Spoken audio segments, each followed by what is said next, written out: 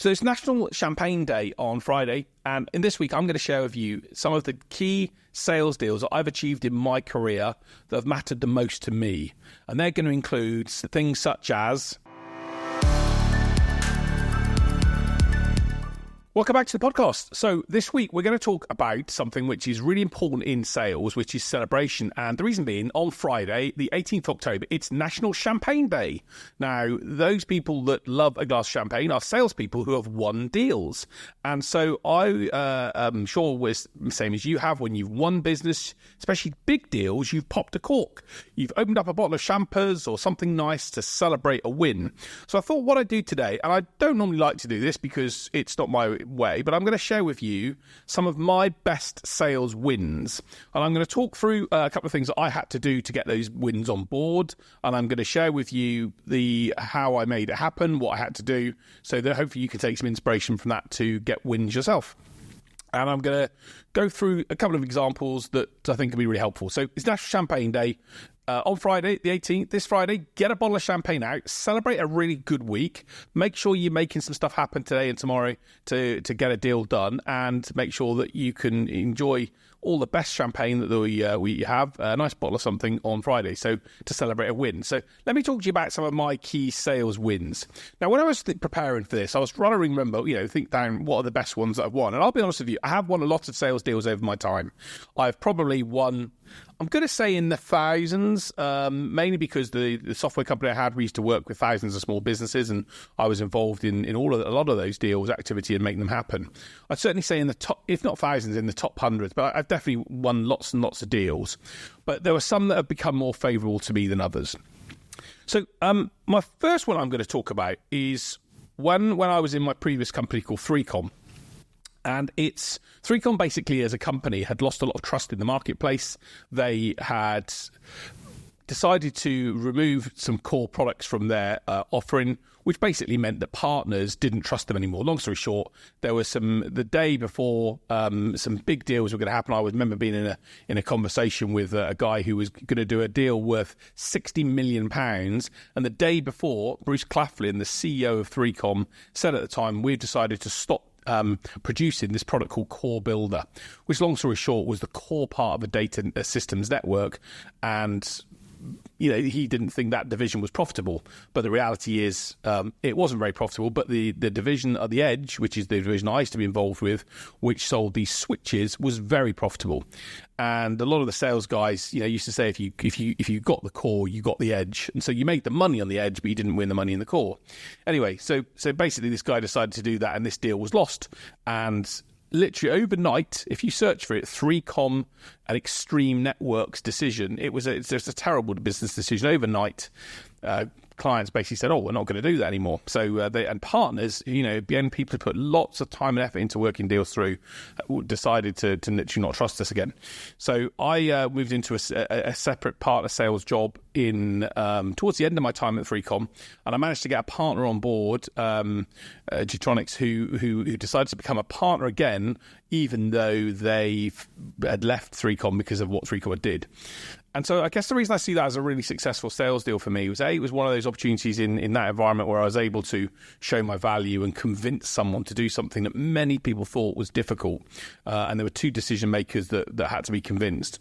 But it was also because that case there, I'd worked on it for around 7 or 8 months. We'd worked hard to engage two groups of people to rebuild their trust. And it was an example of how if you do what you say you will, and you commit to doing things and building relationships with people, you can get results.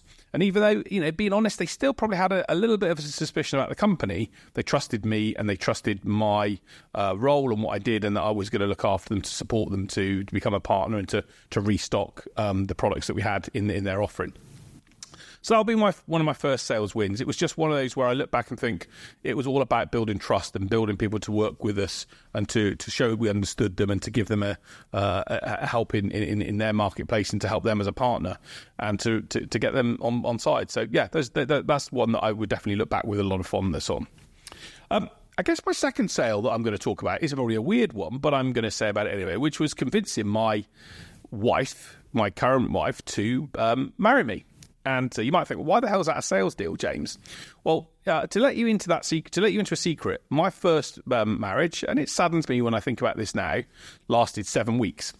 So if you think about it, I was with a lady, and I won't go into the details because I'd never want to cause hurt or pain any more than what I did to that person, which I know was a very difficult time for them. But I was married for someone for 7 weeks, really. I was with them for 7 years, but married for 7 weeks. There you go. There's a stat about me you probably didn't know. And when I then met my current wife, I had my track record. And yeah, of course, this handsome man in front of you, if you're listening on the podcast, you wouldn't see my face. I'm face for radio. But the reality is I had a bit of a dodgy track record, let's fair to say. And anyone that was wanting to be with me, I'd also, was going to cope with the fact that I'd married someone and then left them 7 weeks later. It wasn't a good track record. So I also lived with my parents at the time. So to add to me being a real catch, I'd lived with my parents and I'd just set up my business. And so I'd rented out my house, and because I couldn't afford to stay in the house while I was setting the business up, I'd rented out so I lived with my parents. I'd split up with someone previously before, and I didn't really have a job. So the third element to it, I was building my own business, which was started up at the early stages.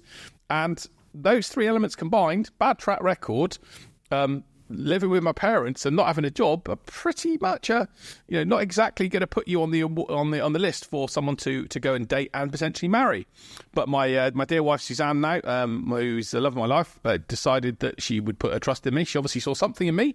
Not sure what it was. Who knows? You maybe have to ask her one day and she'll tell you. But she saw something in me, and as I say, the rest is history, and we've enjoyed coming up to. We just enjoyed I could be in trouble now. She won't listen to the podcast, I hope. 19th year, 15th year of marriage, and 19 years together. So, look, I think that was definitely one of my other sales successes.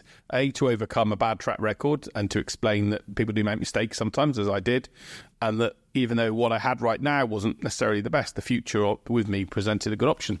And of course, a bit of charm helps as well. So there's my second sales win that I thought was a really a good one that I think is worth mentioning, and something for you to consider, that you can overcome difficult times and moments if you give people enough, evidence that you've learned those lessons. So my next sale that I'm going to talk about, which are really momentous sale for me, was when I started my first business in 2005. And I started a business called Customers Really Matter, was the name we created for the business at the time. And it stemmed from the company I worked with previously before that job. I was a sales and marketing director for a company.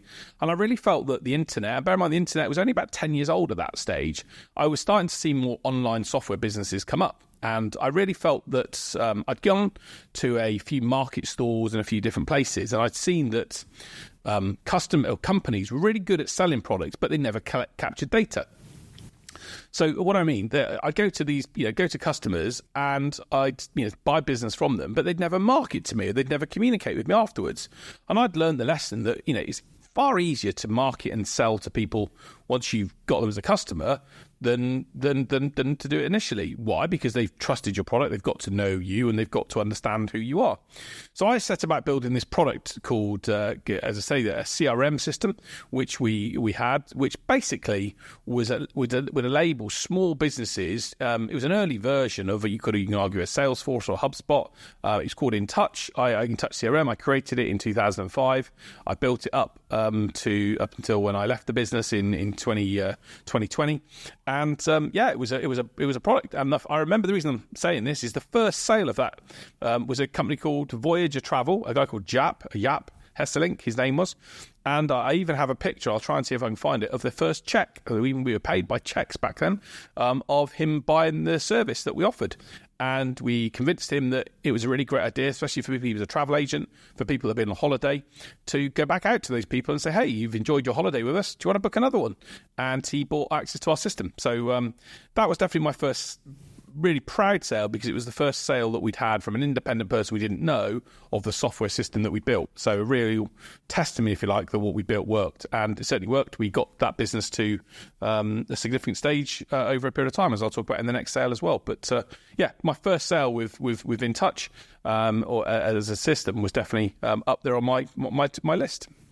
So, what's next? So, I guess as I built In Touch over a period of time, there were two other deals that I did that were really significant. The way we sold the system was that it was bought by small businesses on a license basis per month, and we then gave them email credits to send, and we basically sold the product to, or the service, I should say, to lots of different companies. We ended up having over 4,000 customers in 42 countries, so lots of people around the world have bought it. But as we grew bigger, we were looking for ways in which we could make the deal size bigger. And there were two deals that I secured that were really, really interesting opportunities. And one worked really, really well for us. One didn't quite go the way we expected it to. But I convinced an organisation that was working with a large major national bank. It's a Spanish bank. I'll give you a clue in red, if that helps. Ant and Dec advertise for them now. There you go. I've given it away probably, but there we go. And I convinced them through another third party to bundle our software alongside some other financial software and other tools into an offering for their small business customers. And it took a huge amount of effort, huge amount of work to get this deal done over the line.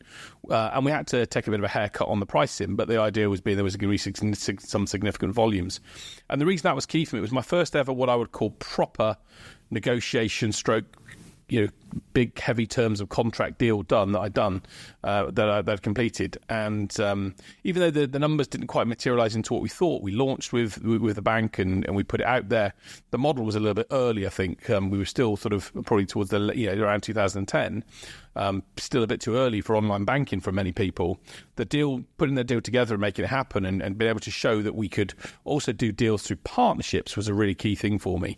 So building a partnership with an organisation at the time that we could work with was a good signal to me that there was other opportunities to work together. And that was definitely a really important win for us. And then we built on that further with another organisation. I was involved with some football organisations called Supporters Trusts. And we built another deal with the governing body for that organisation. We represented, hundreds of clubs, football clubs in the country. And we built a bespoke system with an organisation called Supporters Direct that had hundreds of their trusts using the system. So again, it was one of those deals where a large partnership came together and we were able to work with one organisation with lots and lots of people underneath that. And after that, we started to do quite a few more deals with franchise organisations. We worked with a large franchise organisation called The Best Of, who still exists today.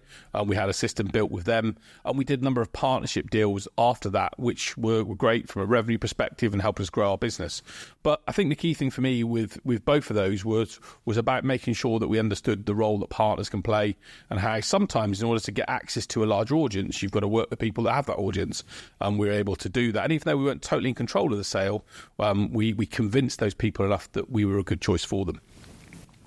So I guess that's two good examples of sales deals that I won. Again, in all these deals, by the way, I'm a proper party person. I'll enjoy a celebration. So when I've won big deals, I will generally go out and celebrate. Maybe not not just one bottle of champagne, but two or three. But we certainly celebrated. And both of those deals there were deals that were over quite large 5-figure deals, which at the time, again, from an online software perspective, was pretty huge.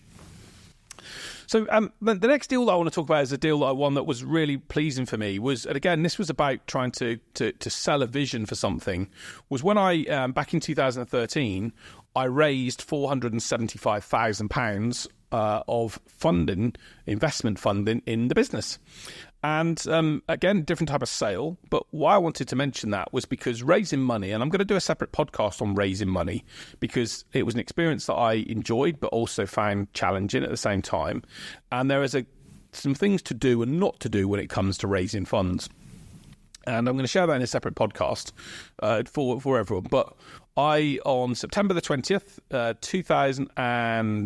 13 or 14, I think it's 2013, we secured £475,000 of investment for the business.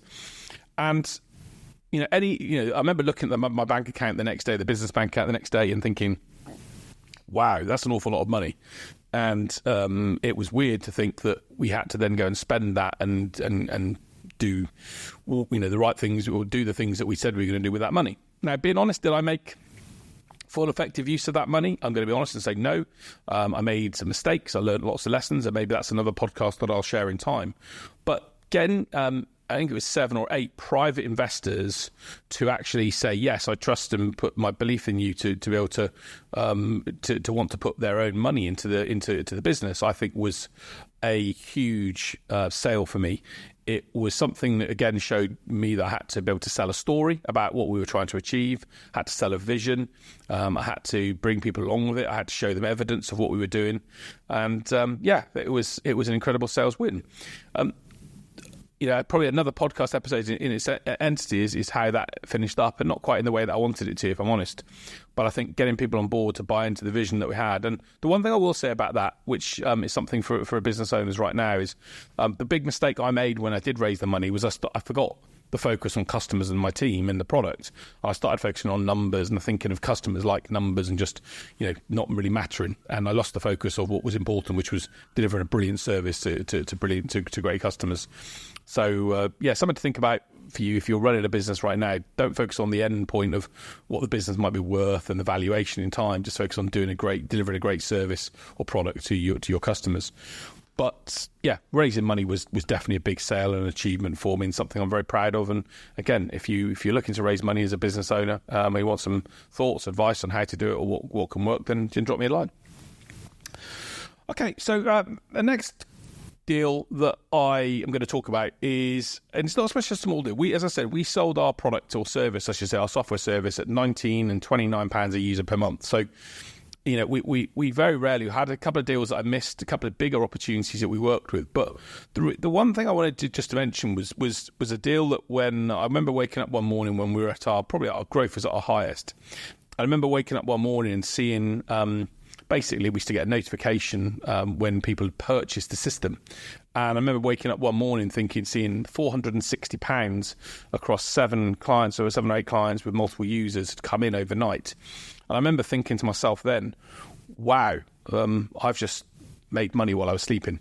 And I guess it's a good example of, running a software business had lots of positives to it, that being one of them. There were some negatives, which I can also share if you want to know those details. But waking up and seeing that money come through gave me a real indication that I didn't have to work. We didn't have, we built something that could work and sell for us while we were busy doing other stuff. So I definitely look back at that particular morning. I think it was sometime in around sort of 2014, and thinking, wow, we've generated this money from nothing was a huge achievement.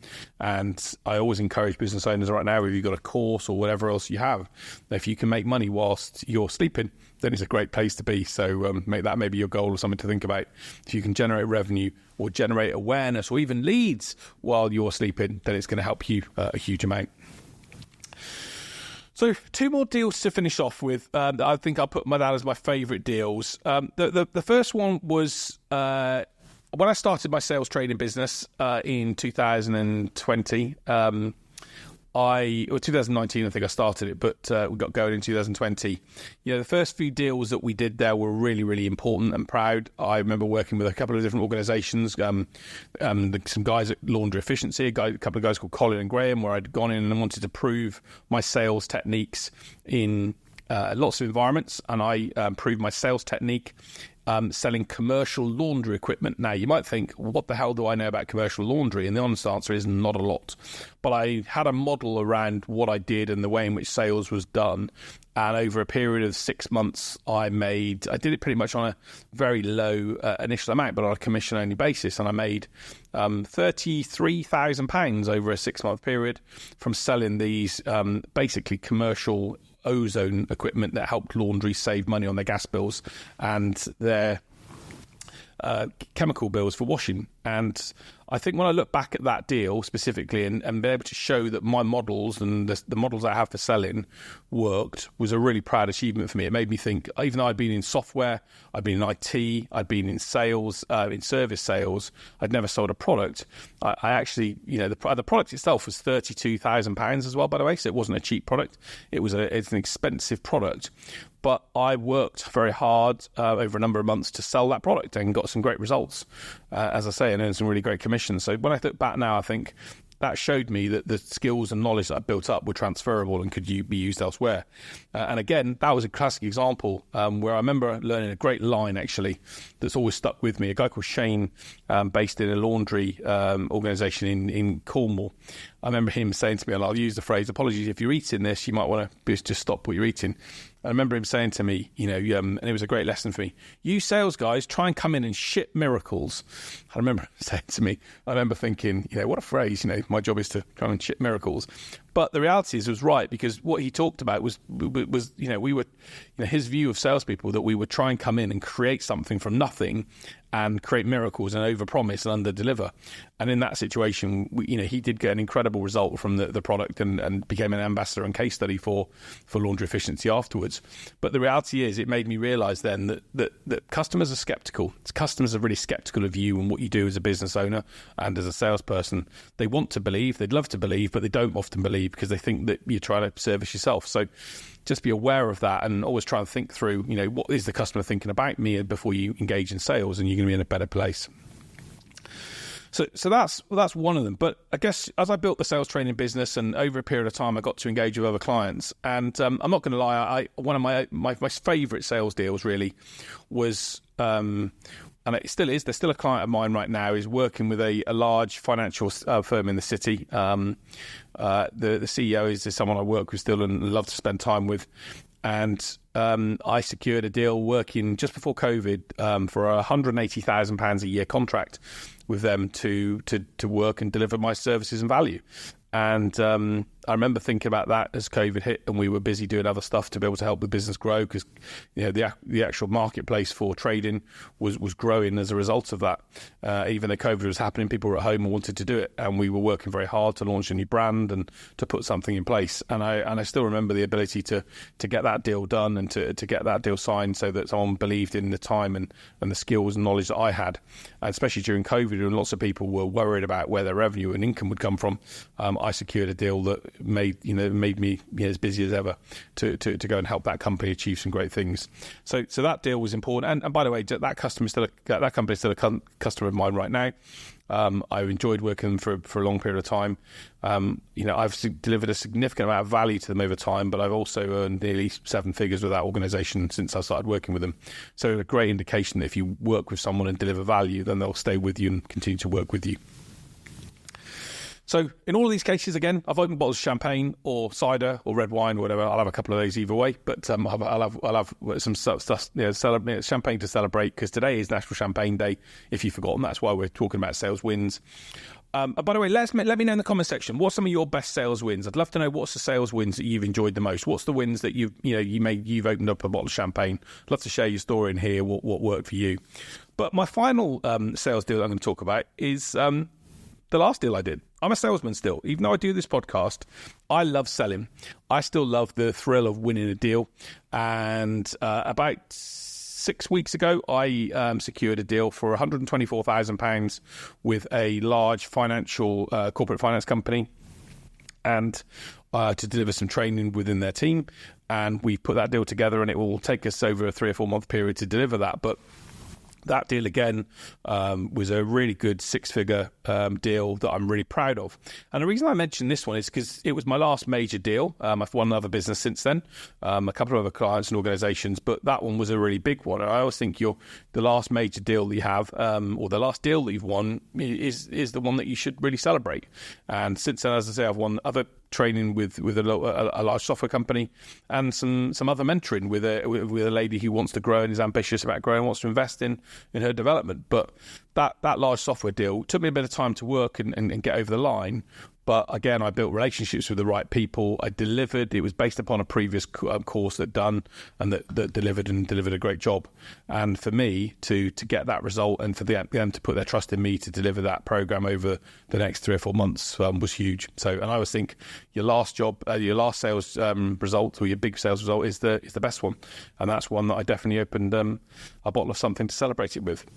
So look, so there are my sales wins and the things that I've worked to get the results that I have. I guess I always say to people that the the reality is in selling, we've got to celebrate the successes. You're going to go through lots of ups and downs. You're going to go through as many bad things as you are good things, probably more bad things than good. So it's really vital that you celebrate success, that you celebrate the results that are coming through that are successful. And so I'd love to know, what's your celebration this week, this month, this year? You know, what's the biggest sales deal you put together? What's the deal that you're really proud of? And let me know. I'd love to celebrate it with you, find out what's happening, and make sure we celebrate success so that we can use that as fuel and inspiration to keep winning. But as I always do in the podcast, I always share the podcast, do a final inspirational story on the podcast. And I wanted to do a story today about a guy called Jamie Hargreaves. So Jamie is a young man who is embarking on a 12,000-mile cycle ride from the UK to Australia. And he's doing that because he's replicating his father, who did it 4 decades ago. And he's even using the same model bike.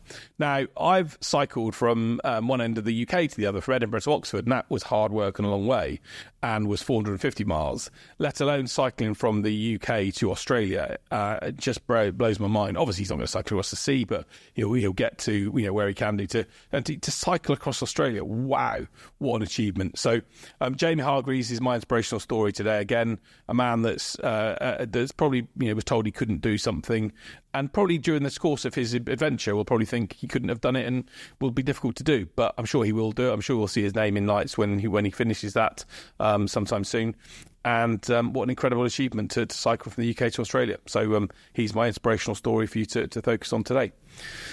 But that's it for us. Hope you found it helpful and supportive, and giving you some insights into winning deals that can make you smile. It's National Champagne Day. Make a deal happen this week. Go and get some deals signed. If you don't get it happen this week, make it next week or this month. But let's get some stuff in place that can enable you to pop the corks open and celebrate. But look, the key learnings I always think around sales is be valuable to someone, be able to build trust, show them how you can make stuff happen, get them to believe in you and show that commitment to you, and you're going to get deals over the line and make things work for you and your family and whatever you want to do in your life. So until next week, that's it for this week of the podcast. Hope you've enjoyed. If you have, please like and share it with other people, and we'll see you soon. And take care. Have a great week.